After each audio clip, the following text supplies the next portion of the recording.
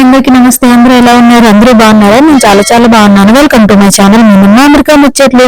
మన ట్రెడిషనల్ వంటలు వండాలంటే చాలా చాలా భయం ఇస్తుంది కదా. అందులోకి పూర్ణాలు లాంటి పెద్ద పెద్ద వంటలు వండాలంటే చాలా కష్టం. అవి ఎక్కడ చినిగిపోయి ఆయిల్ అంతా అయిపోయి వేస్ట్ అవుతాయేమని భయం ఇస్తుంది. ఈసారి సక్సెస్ఫుల్ గా నేనైతే కుక్ చేయగలిగాను. అమ్మవారికి మంచిగా నైవేద్యం పెట్టుకున్నాను. చాలా చాలా బాగా అనిపించింది. నేను శనగపప్పు పూర్ణాలు చేశాను. నాకైతే చాలా బాగా అనిపించింది. అసలు ఇట్లా నేను కూడా చేయగలను అనిపించింది అనమాట.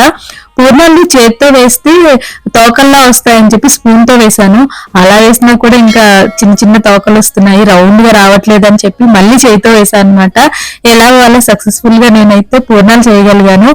పూర్ణాలు బూరెలు అంటాం కదా, వరలక్ష్మి వ్రతంలో బూరి గారె అంటూ ఉంటారు. సో అందుకని నేను కూడా ఇలా ట్రై చేశాను. ఇయర్ చాలా బాగా అనిపించింది.